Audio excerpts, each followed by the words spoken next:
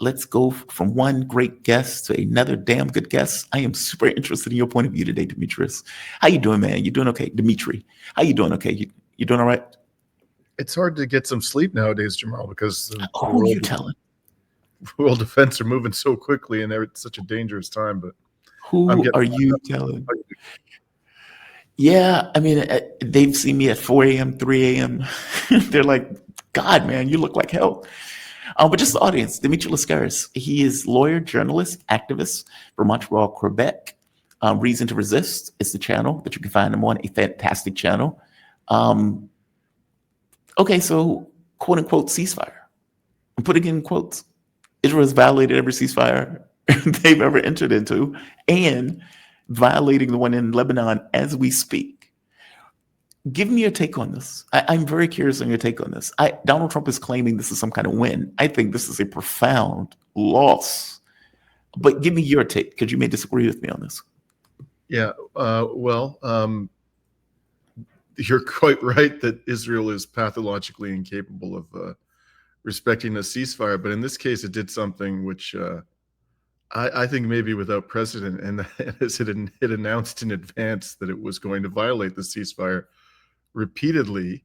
And what I'm referring to is a little article that appeared in the Times of Israel yesterday, in which it's like a 3-paragraph article, and it starts by saying that senior Israeli officials say they're seeking a ceasefire, and then it goes on and it says this: senior Israeli officials tell the Israeli outlet that Israel is close to achieving its war aims. I'll come back to that in a moment. But it still has options to escalate in the form of thousands of targets that will undermine the supreme leader. Israel sees Lebanon as its model for ensuring that Iran does not try to rebuild its nuclear and ballistic missile capabilities. Since Hezbollah agreed to a ceasefire in November, Israel has struck repeatedly at Hezbollah sites and operatives in order to ensure that the Iran-backed group is not able to carry out attacks or rebuild infrastructure in the near term. So by invoking what they call the Lebanon model, what they're saying is we're going to attack Iran whenever we think that's necessary to prevent it from rebuilding its nuclear program.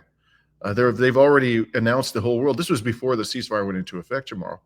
They've announced to the whole world that they're going to do to Iran, or they plan to do to Iran, what they've done to Lebanon, which is relentlessly attack Lebanon, even though Hezbollah has refrained from attacking Israel. Now, as I said in a live stream yesterday, if I were the Iranians, what I would be saying, oh, no, we don't want the Lebanon model. We want the Yemen model. The Yemen model is we won't attack the United States. The United States won't attack us, but we're free to have a war with Israel, one-on-one, mano a mano. Will Trump give them the Yemen model? Doubtful, because Iran can do far more damage to Israel than Ansar Allah can do to Israel. Yeah. Right. Is he really going to give the Iranians, with this formidable ballistic missile arsenal and drone arsenal, free reign with Israel? I doubt it.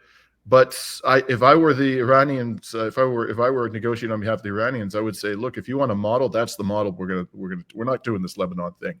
That's out of the question. So but to go back to your question, the main point of it, depending upon what happens from here, I do believe that this is a devastating blow for Israel, because Israel has been forced to it sought a ceasefire. And it did. Right? And it did this even though it's very clear that Iran still has its enriched uranium. I mean, there's no evidence it's been destroyed. They say they took it out of the underground nuclear facilities beforehand, and there's satellite imagery to back this up.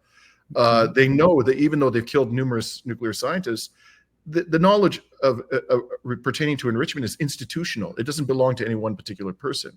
The scientific community in Iran, as a whole, collectively, has learned how to enrich uranium, and killing a few nuclear scientists isn't going to change that. So they have, it appears they have the nuclear stockpile of 60% enriched uranium. They have the ability to continue to enrich uranium, the technological know-how, and surely they can reconstruct whatever infrastructure has been destroyed. And probably they'll do it in a way that's going to make it even more difficult to destroy the next time, like putting it deeper underground, or they'll learn from this experience to make it even more difficult to destroy. And now I see reports that they're going to withdraw from the nuclear non-proliferation treaty. As they should. Yeah, exactly. What have they gotten out of it? They abide, not only did they abide by it, Jamal, but they agreed to something that they're not required to do. They agreed to limit their enrichment to 3.67%. That's not required by the Nuclear Non-Proliferation Treaty. And they were complying with the deal. And Trump tore it up, killed the top general in Iran, and then authorized his rabid Israeli attack dog to launch a criminal war of aggression against Iran, in which he joined in. Yep. So why would they stay in the Nuclear Non-Proliferation Treaty?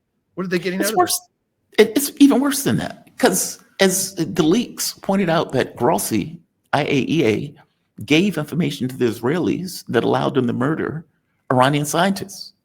And now Grossi is out there saying, well, we want to know where the enriched uranium is. And of course, Lavrov is like, why would they tell you that? Why would they tell you that? Like, why would they give you that information so you can leak it to the Israelis or the Americans? They're not doing that. They're not playing that game no more. Like, that's why I say I think it's a loss. Like, Donald Trump used nuclear weapons as a stalking horse to start the conflict. He pretended, because I think the negotiations was always fake, used that as a premise and a pretext to allow Israel to launch attacks. Instead of maintaining plausible deniability, which he didn't have, he immediately starts crowing over the first 2 days of, look how awesome this is, look how great this is. All of these forces come into fruition immediately inside Iran and outside of Iran with the idea of trying to overthrow the state in this kind of blunt attack. And it fails. And by 48 hours, Iran has cobbled together its strength and it started pounding Israel to the point where they needed to hide the damage that was taking place in Israel, despite the fact that it was still coming out. And it became very clear that they were incapable of stopping the missile strikes that were coming into Israel. And as you pointed out, they are the ones that sued for peace. Iran's thing was, if you stop hitting us, we'll stop hitting you. But you stop first. In which case, Iran gets the last hit in, because that's the way they were looking at it. We will stop. We will have the last hit because you're the one that initially started this war. I guess my thing is, should they have stopped, considering that Israel has violated?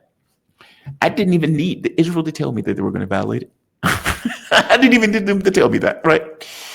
Considering they were going to always violate it because that's just who they are. And in their minds, the U.S. has allowed us to violate a ceasefire and pretend like no violation has taken place. And we assume that the same thing is going to happen with Iran. I don't think Iran is Lebanon, though. I don't get that sense. Mm-hmm. Yeah, I don't know if they've stopped, Jamal. I think the jury is out on that, right? So the Israelis typically bombastically claimed this morning that Iran fired a missile at the genocidal entity an hour after the ceasefire, right? There's not a scintilla of proof to back this up. And as any sensible person would know by now, your operating assumption should be that when the Israeli government makes a claim of this nature without objective, credible evidence to back it up, it's lying. That should be the operating assumption because of the way it's behaved, right? Excuse me to interrupt, not just lying, a confession. Exactly. So then they say, okay, Israel Katz, the defense minister, has ordered a massive bombing in the heart of Tehran, okay? And then Trump gets on the social media this morning and he says, I'm very pissed off with Israel. He uses some obscene language and he storms away, gets on a helicopter. And then a message comes out from the Israeli government that whatever attack they're going to do is going to be symbolic. That's how they're going to keep Trump happy. They're still going to bomb Iran today, but it's going to be symbolic. So the question will then be, what are they going to do? Are the Iranians just going to take it?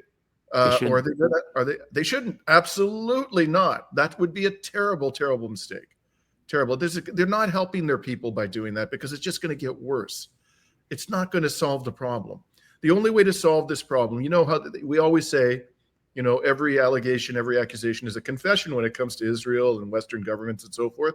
When they say that our enemies only understand force, they're talking about themselves. They only understand force, right? Yes.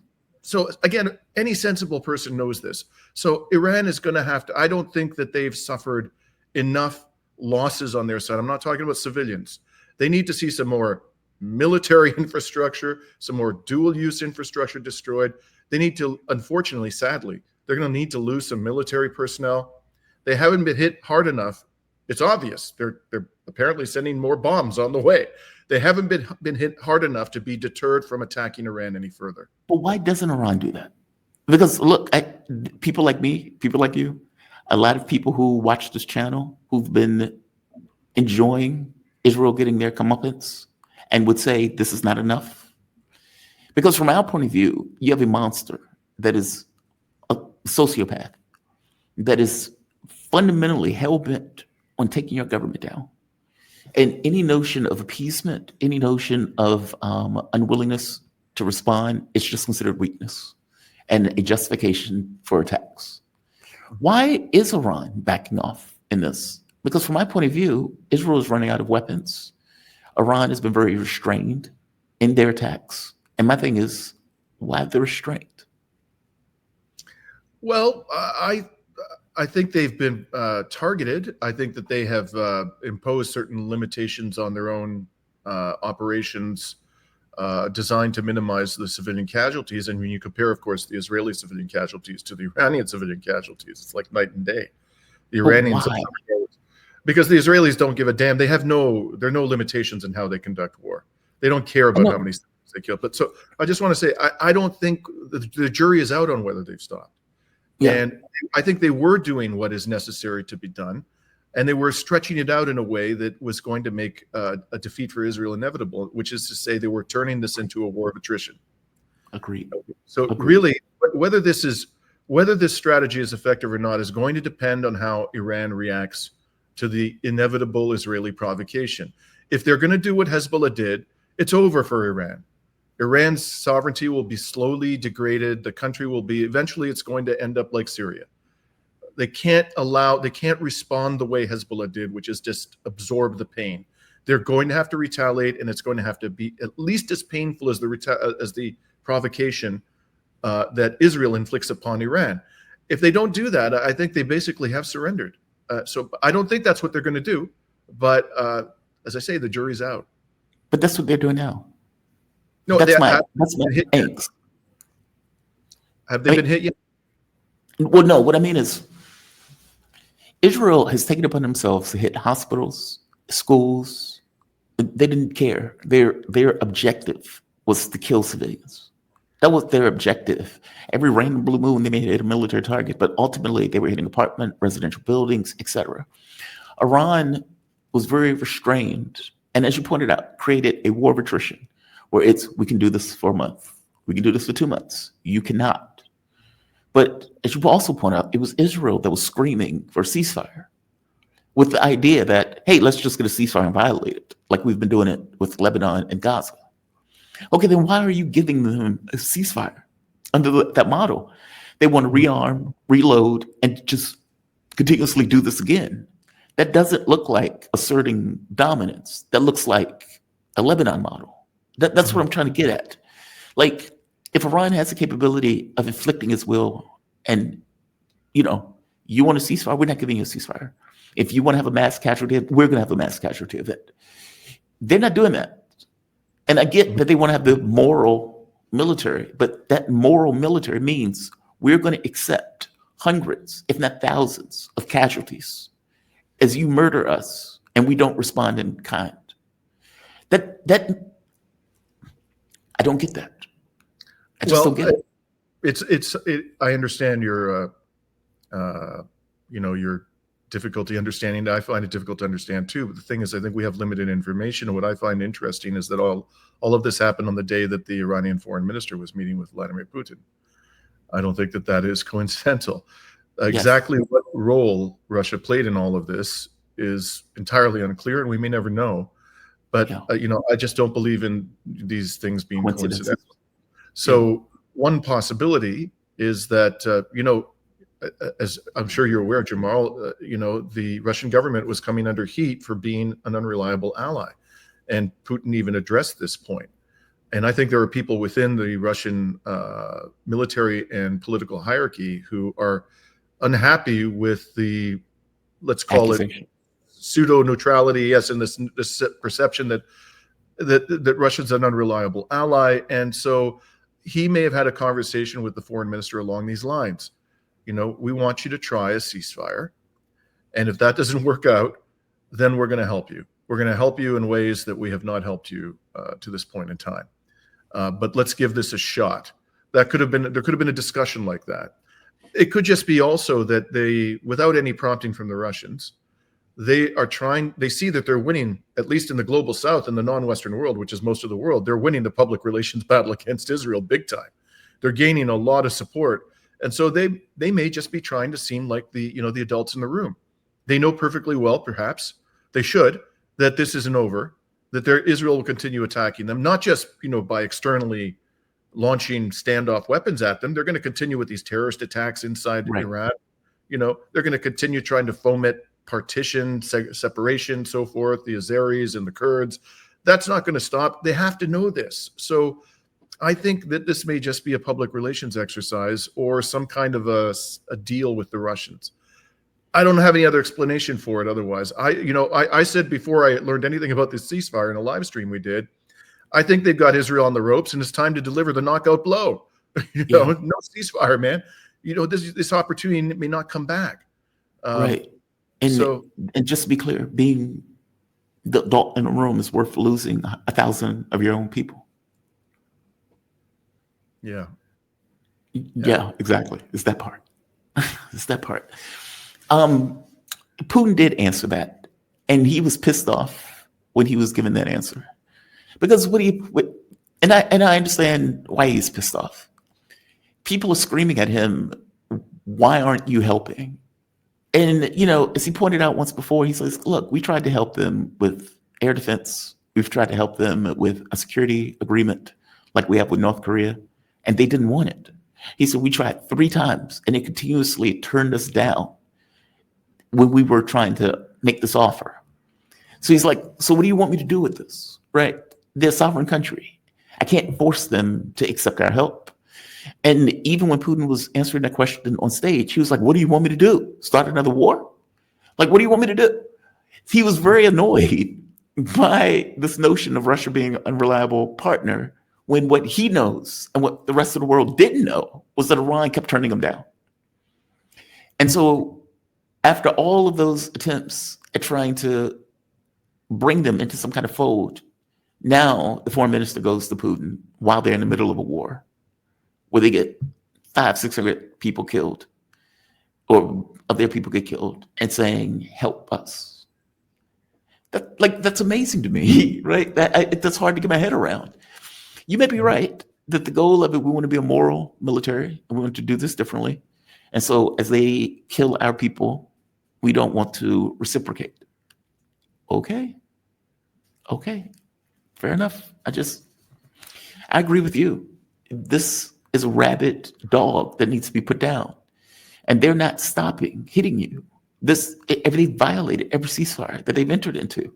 And they're entering into this. I pointed out on my page, I said, the United States and Israel uses ceasefires as a tool, not as a means for peace. And as a tool, in Lebanon, for example, they would say, "We have a ceasefire," and then they'll violate it. And if Lebanon violates it, of course, they're going to scream to heaven, "Oh my God, Lebanon violated it." The U.S. is going to say, "Oh my God, Lebanon violated it." But they're never going to say that Israel violated the ceasefire. These things are always tools. Naive and postulated, is this the U.S. way of getting further into the war? That the moment that Israel violates it, the U.S. ignores it. When Iran responds, the U.S. says, "Oh my God, I can't believe Iran just attacked Israel." Because of the way the media operates and the way that the U.S. operates, I don't trust those ceasefires at all. I guess we'll see, I suppose. We'll see. What do you think this means going forward? What should Iran do now? I'm very curious on your take on this. Well, again, I'm just putting myself in the shoes of a leader of Iran, okay? Not a citizen of the world, not a journalist, but let's suppose I'm charged with the responsibility of protecting the Iranian nation, the Iranian people. Right. This is what I would do. I get the hell out of the nuclear non-proliferation treaty, which it seems like they're going to do. Mm-hmm. And I would begin immediately. I would instruct my forces as quietly as possible to develop a nuclear bomb. Yeah. That's as simple as that. And I would obviously, try to replenish my air defenses. I would try to, because I would assume that there's more war coming, and possibly it's not over by a long shot. And also to replenish my ballistic missile arsenal, and learn lessons from what has happened over the last 12 days, to prepare for the coming war. But the highest priority of the Iranian nation right now should be to develop a nuke. I'm so sorry to say this. I'm a big fan of the nuclear weapons ban treaty. I don't think anybody should have nukes. I suspect you agree, Jamal. These things are an existential threat to all of humanity, and sooner or later they will be used en masse. Okay, this is weird. We've been miraculously lucky not to have suffered a nuclear conflagration to date. Yeah. It will happen. So we have to get rid of them. But there's no impetus. All of the major nuclear powers are violating the Nuclear Non-Proliferation Treaty. They have an obligation to wind down, to disarm, okay, to dismantle the nuclear arsenals. They're not doing that at all. They're modernizing them. They're making them more dangerous, right? The Nuclear Non-Proliferation Treaty still has some utility, but effectively it's a dead letter. It's a joke. Yeah. So how do you protect yourself if you're Iran? There's only one way. Yeah, agreed. I mean, the notion that Grossi is giving Iran shit when Israel has nukes is amazing. Right? Like he's out there saying, we need to know where your stockpile is because they moved it. When Donald Trump bombed, that theatrical bombing, nobody was there. The materials weren't there. And so now they don't even know where Iran's stockpile is. They put it in a safe place. And Grossi is like, hey, where it is, because we need to inspect it. And of course, they're telling Grossi to F off, as they should. And it's like, how are you bugging us when Israel has nukes? Nobody inspects it. Nobody pays attention to it. Everybody pretends as if it's not true. And I suspect, honestly, that some of Iran's self-restraint was because of that. That if they turn that place to glass, that Israel always has the existential option of nukes. And they know it, which means they're always at a disadvantage in any actual contest. And a war of attrition, where you can pick at them day after day after day, doesn't allow them a rationale to go to nukes. Turning them to glass does. Like if Iran just unleashes, Israel could say credibly, well, we are now under threat of dissolution of the state. And so we will respond with nukes because we are under that threat. But if you're pecking at them every day, kind of hard to make that decision because every particular day, it's not something where it's overwhelming. It's just destroying the integrity of the state to function normally. Mm-hmm. I hope that makes sense. I don't know. I mean, the metaphor of, the boiling frog, I think is very apt. Exactly. And that's I think that was the strategy they were pursuing. And I think you're absolutely right. I think part of the reason for that is they didn't want to get nuked. They didn't want to, shock and awe and cause the Zionist, the genocidal entity to freak out and immediately resort to the nuclear option. So obviously that was a constraining factor as well. But the real question is, why are they stopping now? And what are they going to do when the inevitable attacks come? That's the big one. And like I said, if they do what Hezbollah did, they're finished. It's over. And what does the U.S. do? Because I think the U.S. wants to get further involved into the conflict. In fact, I'm almost certain of it. And they will use whatever pretext to do so. Because the nuclear pretext is off. At this point, there are no negotiations. Iran has kept its nuclear material. I've said that Iran has to take respect at the barrel of a gun. They have. They've had this skirmish. They weren't able to knock their government over. Their government remained consistent. Mm-hmm. This war is not over. This is just beginning. So I guess we're going to see what's next. Talk about this from a geopolitical standpoint. The reason of my angst, and I agree with you with the nukes, kind of. I mean, if even one country has them, everybody needs to have them in a sense. Like, meaning the fact that one has them is going to justify somebody else having them to balance out the fact that the one country has them. Either nobody has them, which creates a difficulty for countries that are weaker that want to maintain their integrity. Look, let's say everybody got rid of their nukes. Okay, you still have superpowers. So the superpowers will be able to prey upon other countries. So North Korea, for example, may be toppled. Like, I hope you get my point. Like, it's at the end of the day, it's the gun that is the balancer. And unless we have a different world, it's kind of hard to tell these countries to give up the thing that protects them. I mean, for God's sake, we're talking about Iran, right? Where it's like Iran needs to build a nuke. Okay, why? Because they can be preyed upon when they don't. Mm-hmm. So it's almost like if you don't have justice and peace, then you need something to balance that equation, and nukes are the thing that balances the equation. So it's like, yeah, I agree with you, but I agree with you in the context of a peaceful world where this becomes unnecessary, if that makes sense. What does the world do? Oh, go ahead. Now, please answer that. No, I totally understand. I just don't want to be constantly thinking, and have to deal with the risk that it just takes one genocidal maniac with a bunch of nukes to destroy humanity. That's Agreed. that's an unacceptable risk. It doesn't solve the problem of imperialism. You're quite right. There's still going to be a lot of preying on weaker states by stronger states using conventional military forces and also economic warfare. So that's a problem that would remain to be dealt with, and it's a huge problem.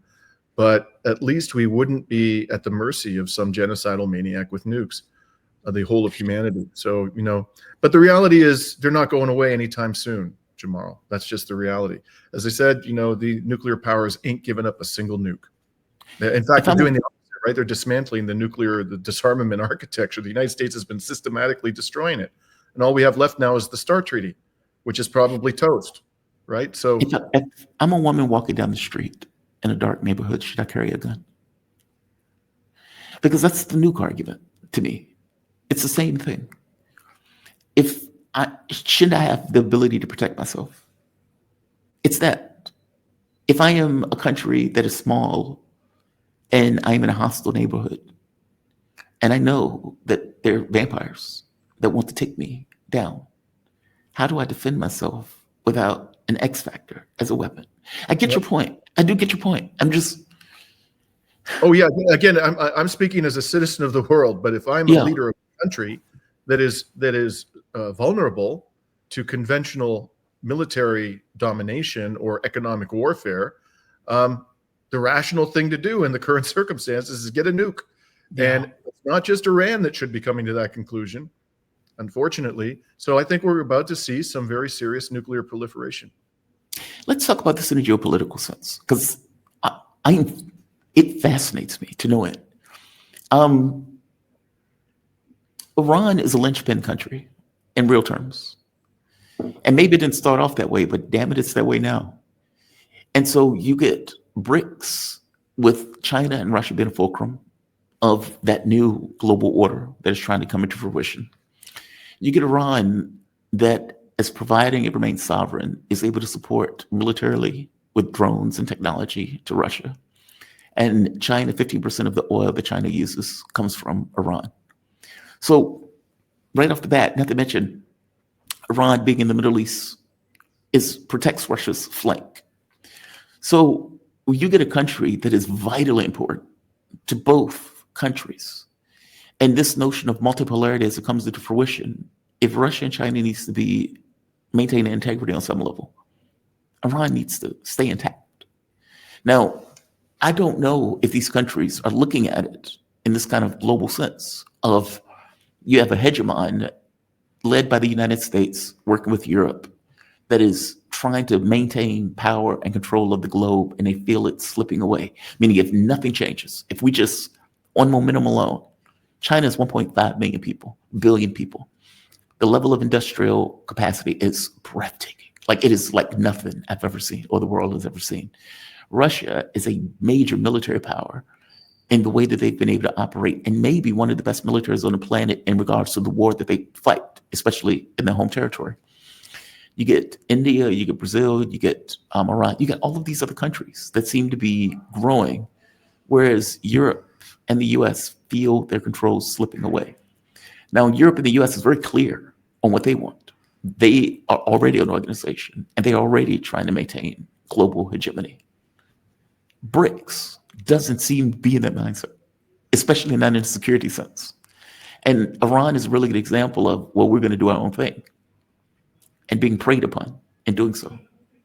I like something needs to take place here in order for these countries to secure this future of multipolarity that they seem to think is just going to come into fruition on its own, as opposed to coming into fruition with conscious will and intention. If that makes sense. I hope that question makes sense. Give me your thoughts on that. I'm totally in agreement with you. I've been absolutely befuddled by the passivity of the Russian Federation and the Chinese government. I mean, what are they doing, man? Maybe they're doing shit behind the scenes that you and I don't know about, which is, providing meaningful support to Iran. But, Putin basically said, we're not providing any support, and it's their fault. By the way, I should mention in that regard that 2 days ago, and my hat tip to John Helmer for this, there was a publication, a Farsi publication that's affiliated with the Iranian military, which put out a statement showing a picture of Vladimir Putin and Xi Jinping. And the translation of the statement is, we may forget the words of our enemies, but we will never forget the silence of our friends. Undoubtedly, after passing through these critical circumstances, relations with some countries will be seriously reconsidered.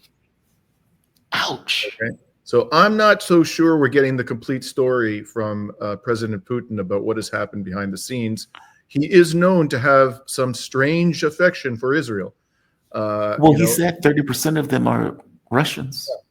Yeah, sure. Do you really want, the polls show that the vast majority of, of Jewish citizens of Israel support the crimes of the government, support its heinous atrocities. Do you want those people to be citizens of your country? And how committed are they to Mother Russia if they've picked up and they've gone off to Israel to live? So I don't know why he has this particular attachment to those 2 million Russian citizens in Israel.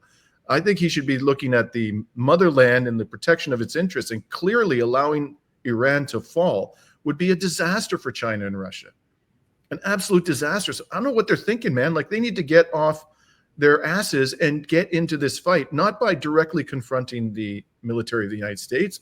I don't want to see that because it's too dangerous. But certainly they can provide, air defenses and ballistic missile technologies, and they can begin to impose sanctions on Israel. Why haven't they imposed any sanctions on Israel? It's not that they just have the freedom; they have an obligation to do that, Jamal. The International Court of Justice, they keep saying, well, unilateral sanctions are a violation of the Charter. That they're leaving out an important piece of information, which is the International Court of Justice ruled in South Africa's case that all members of the United Nations have an obligation to take measures to stop this potential genocide. Okay, and that means sanctions. They are actually required under the UN Charter now to impose sanctions, and they haven't done that. Not even that. They can't even do that. So I don't know. I'm mystified. Hopefully, the last few days have convinced them that they need to become much more seriously involved in defending Iran. And I could understand perhaps that the Russians wouldn't take the lead in that regard because they have their own existential war to deal with. But China's not involved in any major conflict. China has this industrial capacity that's absolutely stunning. I mean, they can't get involved. I just don't get it. To be fair, China has been sending equipment hand over fist from day one. They just haven't been vocal about it. I mean, those planes. I hope that's. Well, we don't know what's in those planes, though, right? True. Is it the kind of military hardware that the Iranians require? Maybe. But you see the statement, the one I just read to you, coming from, this was 2 days ago, from a publication affiliated with Iran's military. Doesn't sound to me like they're happy with the level of support from China. Fair enough. I mean, this is he said, she said, I suppose, right? Russia's like, well, look, man, they didn't accept our help. And maybe what it boils down to is they want to be independent and they don't want to be part of a union. And maybe from the Russian point of view, there is, either we work together or we don't, in the sense. I don't know. Like, I would love to hear what is taking place in these back channel communications. Because, when the foreign minister was in Moscow, Putin said something like, all right, let's see what we can do to get you out of this. And it's like, okay, like that's an interesting way to put it, right? And if you are taking the perspective that, dude, we tried to help you. You didn't want our help. And now you're coming here while you're in the middle of a war. What do you think we can do for you while you're in the middle of a war? Now, maybe we could transfer weapon systems. Maybe we can do whatever else. But we find that you're in a fix. So let's try to get you out of that fix. That's the way it came across. Now, if the Farsi news agency is taking that argument, they're taking the argument of, you should help us out. And we don't believe we're getting the sufficient help from you that we demand or that we want. I don't know which one it is. Putin seemed very annoyed by this question of helping Iran. And I would be annoyed also if I tried to and they didn't accept my help. So I don't know which one is. Yeah, look, again, just because the Iranians haven't contradicted him in public doesn't mean that we're getting the whole story. Agreed. They might just be saying, we don't want, this is not the time for us to be having a public spat. So we're going to let President Putin present his version of what happened. We have another version, but we're going to talk about that privately. We're not going to talk about it publicly. We don't want to get into a fight with Russia publicly. But behind the scenes, they may be saying, well, that's not quite what happened, President Putin. We feel some kind of way. Yeah, that's a good point. So we just don't know. And I wouldn't assume that we're getting the whole picture. Like I said, this publication, whatever one may think of, what happened yesterday in the meeting between Putin and the Iranian foreign minister. I got you. Publication is just signaling real discontent on the part of the Iranian military. They have to come up with something as a global entity, and I know that sounds weird. If these countries are going to be the fulcrum of a new world, by virtue of their existence, they are a threat to hegemonic control of the globe. Meaning, you can't have a rules-based order if 50, 60% of the globe says no. Meaning, we're not going to accept this. And if you're using these kind of proxy wars, so we're going to use Taiwan against China, we're going to use Ukraine against Russia, we're going to use Israel against Iran, we're going to use these terrorists in Africa to go after the Sahel states. Okay, then empire has made a choice in the way that it's going about trying to maintain itself. Whereas the baby that's still in the crib of multipolarity doesn't seem to quite get it, that they're trying to be strangled in their crib before they can become a thing. Mm-hmm. It seems like they have this idea that they can just be this economic union. And just because they say, well, we're not trying to do anything about the dollar, we're not trying to really attack the stuff with the US, that they don't quite get that by definition of their existence, they're a problem for the hegemon. Or do they get it? I'm just mystified by this inability to come up with a security architecture to protect themselves. I get why I'm not mystified by it. I know why they don't want to do it, because they don't want to, that will come across as almost a provocation.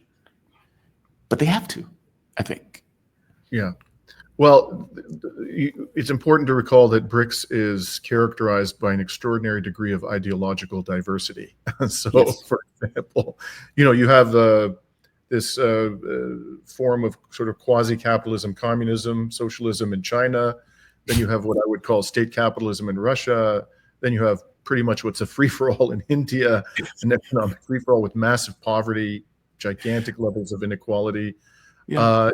And I could go on. So, and one manifestation of this ideological diversity is, the Iranians have been arresting people who are citizens of India, yes. who, in their country, and they allege that I don't know where these allegations are true, that they're, basically engaged in terrorism and espionage for the genocidal entity. And we know that India is very close to Israel, and it's led by a Hindu nationalist government that's intensely hostile to Muslims. So when it comes to putting together a security architecture, an effective security architecture, that's a real challenge, this ideological diversity that exists, plus historical rivalries, for example, between India and China. I think what would be best, because the real glue of BRICS is the Russia-China relationship.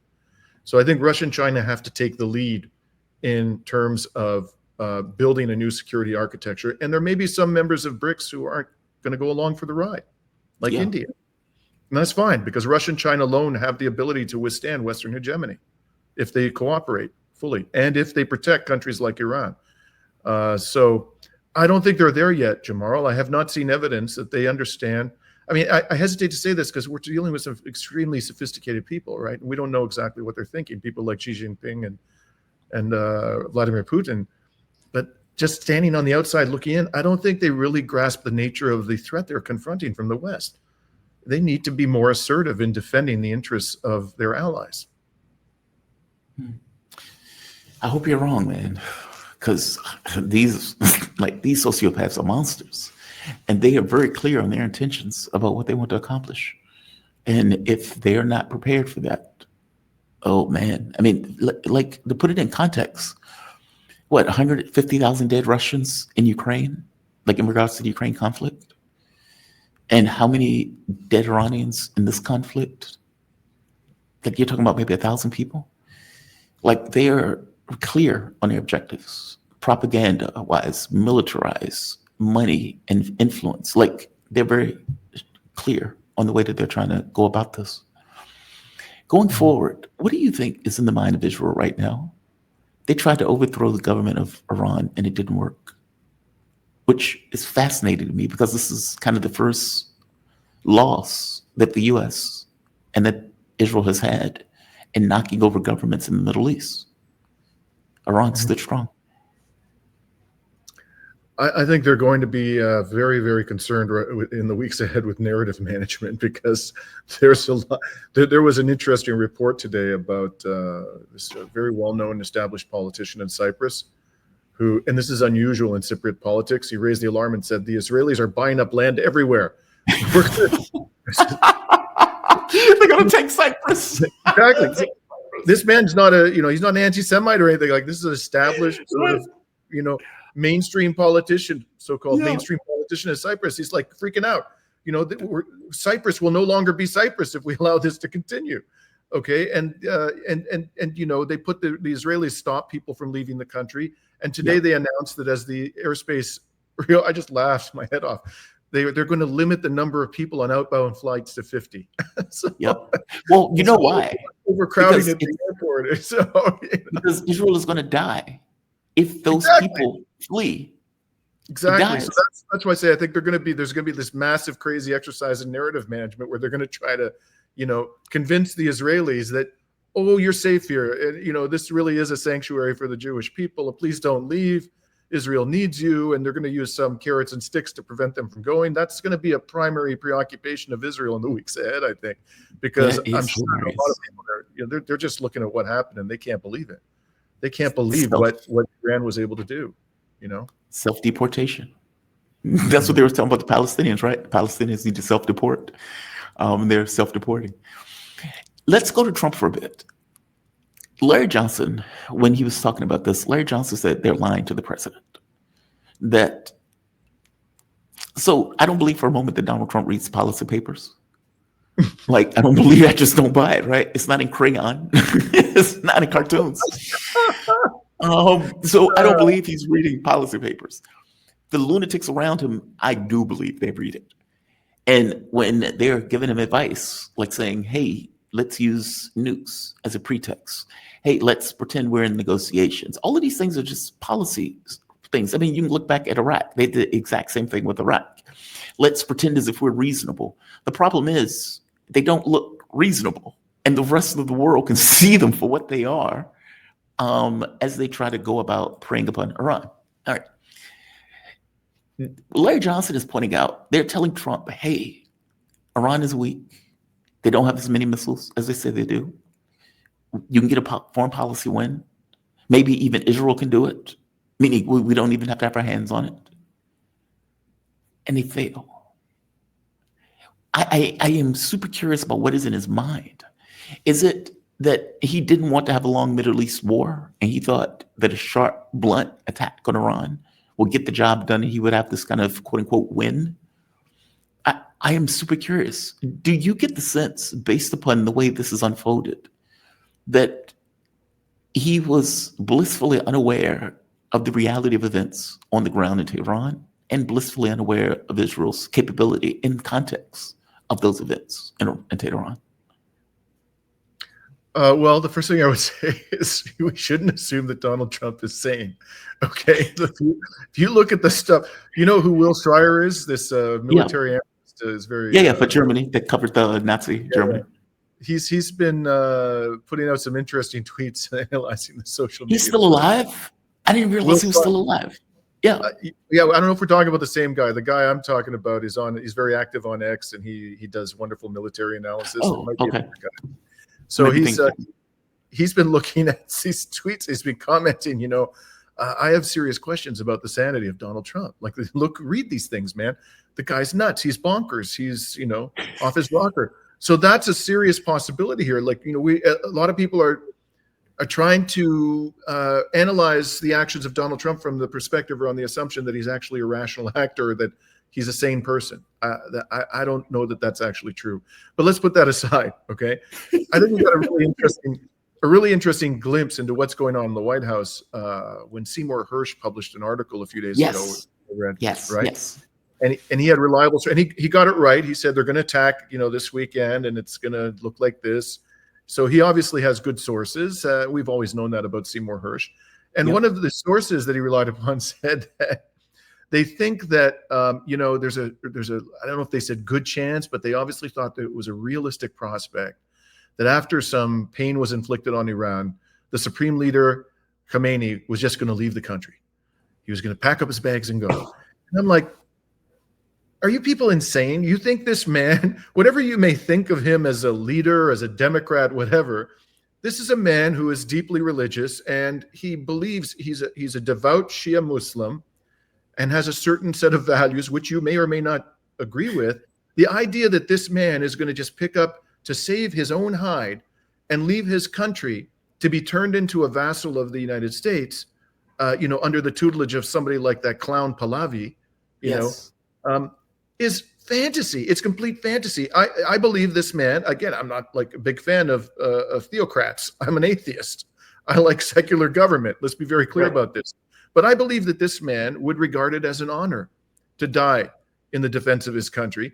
And he's going to do, Hassan Nasrallah could easily have gone to Iran to seek protection.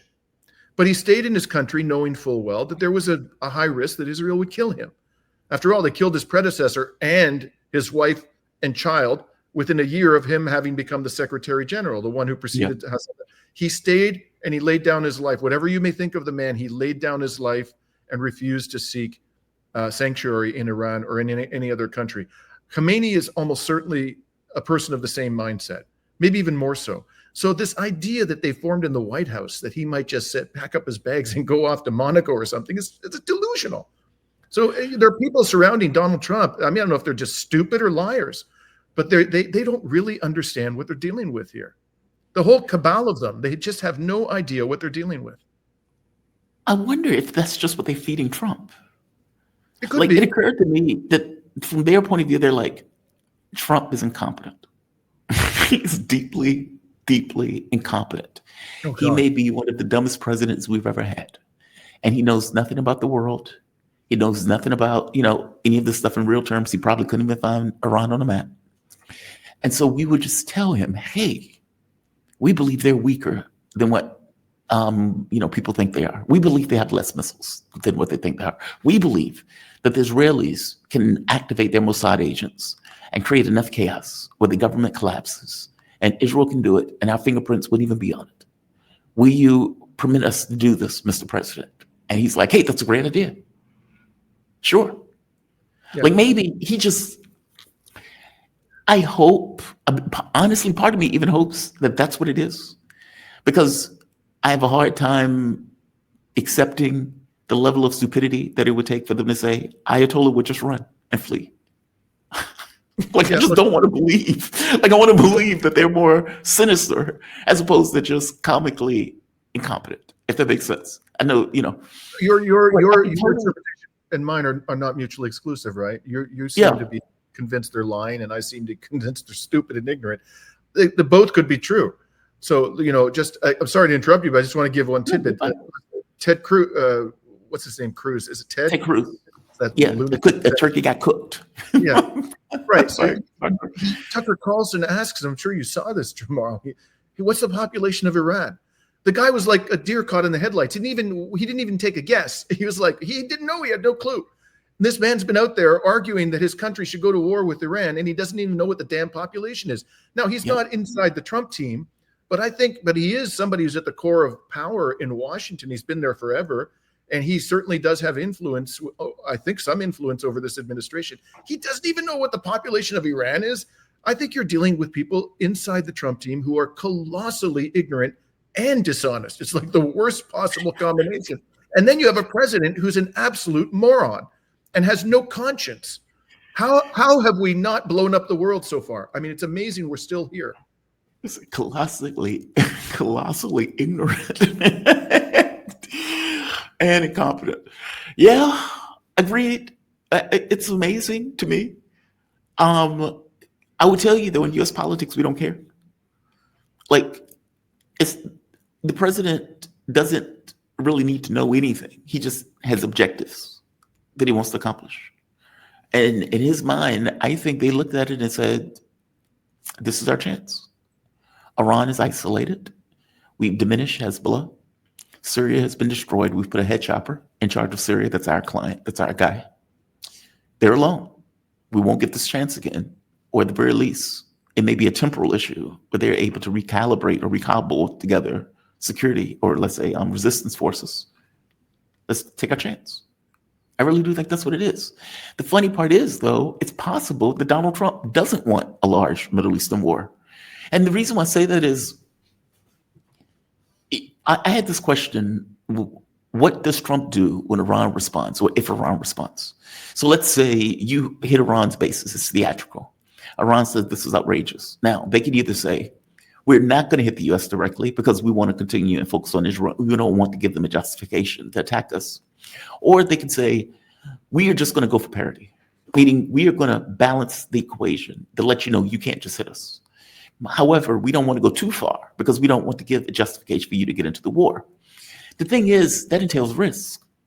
And if you're dealing with, like you said, colossally incompetent, mendacious administration, they could have turned anything into, oh my God, you've pricked me. Now, I'm bleeding and I'm angry about the fact that you pricked me, despite the fact that I'm the one that hit you. Meaning they could have, if they wanted to get further ensconced into the war immediately, say, well, how dare you hit us? It's not what you did, it's the principle behind your intention for it, and get further involved. They didn't do that. Trump immediately was like, all right, no sweat on me. You didn't do anything. You injured a little stuff, but not a big deal. Nobody got hurt. Call it a day. So he obviously didn't want, at the very least not at that moment, to get further ensconced into a shooting war with Iran, where Iran feels the existence of the state is at risk, and they start going after warships and going after bases in earnest, as opposed to this theatrical display where they gave a heads up. So I know I always ask this question: what's in Trump's mind? In that moment, in his mind seemed to be, I don't want to get further involved. At the very least, not currently in the way that this is structured now. What is your thought on that? I mean, well, is it temporal? He's extremely duplicitous, extremely dishonest, extremely treacherous. This could all be a show. Yes. It could all be a show, and there's more pain he's planning to inflict upon Iran. He's getting a lot of pressure from MAGA. I know you probably saw this statement from Marjorie Taylor Greene, who's just gone. She's gone nuclear on Donald Trump, right? Yeah. And a lot of people are upset. Bannon is talking, being critical. Tucker Carlson and so forth. People who have a lot of influence in Donald Trump's base. So he might be putting on a show. On the other hand, it could be that he is genuinely trying to avoid all-out war and broiling the United States, which wouldn't surprise me. That doesn't mean he's a moral or rational actor. He's just looking at the situation. He's going, we have to yes, we absolutely have to destroy all resistance to U.S. hegemony in the region, but how can we do it in a way that is least painful to my movement? Right? I think there's a good chance that's what it is, but it also could be a show. So I think that's probably what's going on. And I think he was really hoping that the Israelis was going to pull this off without the United States getting involved at all. Yeah, I think he shocked the shit. I think he shocked the shit. I think they probably told him the Israelis can do it, and they couldn't carry the burden. And he throws his body on him when he realizes, oh my God, Tel Aviv is getting hit in a way that I've never seen before on my watch. So and you know what's funny about this? When over the course of the months to the build up to this, I kept saying, but they realize Tel Aviv is going to get hammered, right? And my guests would say, they seem to be okay with accepting that. And I'm like, why? They're going to get hit. The notion that Iran is going to stand there and let you attack them is nonsense.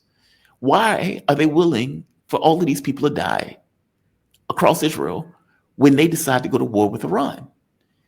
And here we are. Here we are. Like, we don't even know the death toll coming out of Iran. I mean, coming out of Israel right now.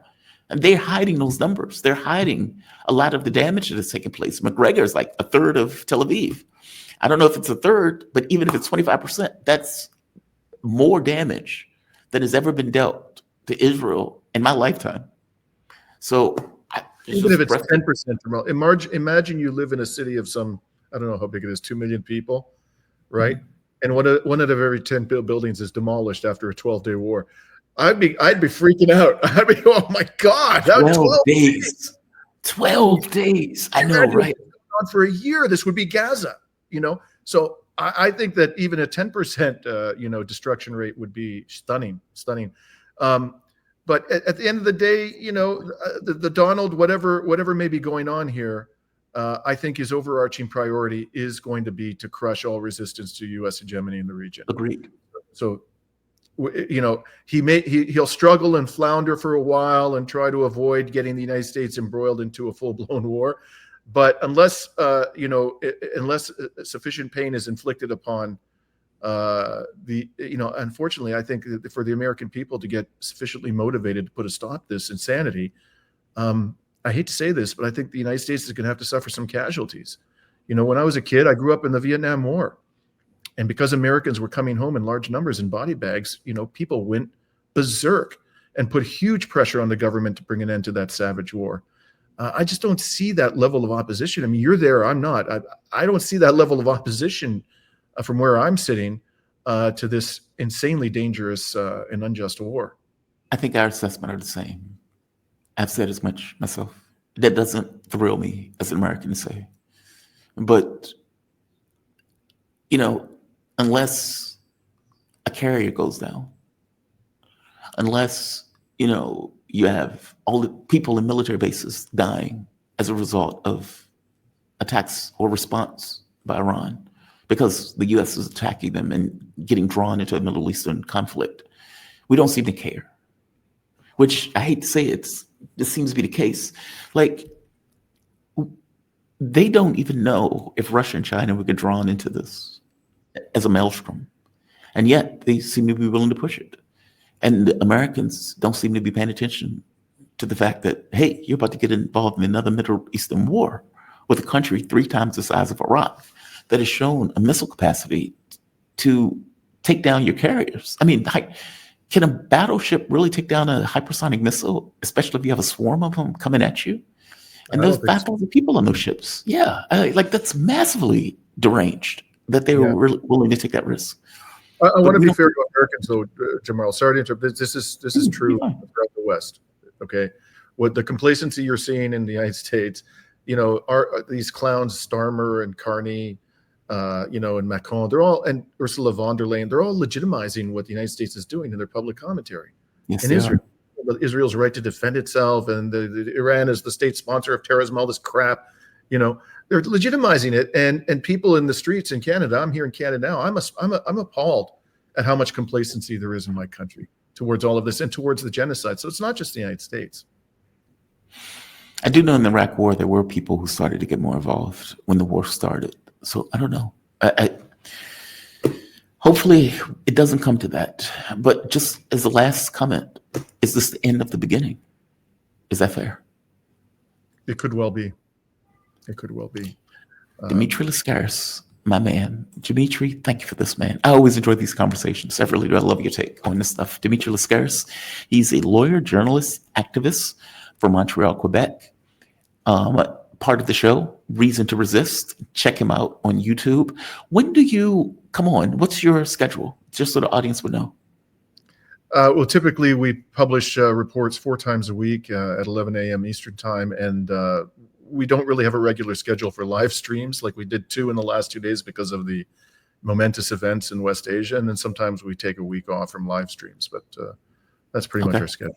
And anyways, I love these conversations too. Always look forward to them, Jamal. Thank you for having me on. Thank you, man. You be safe, okay? Have a good one. See you. All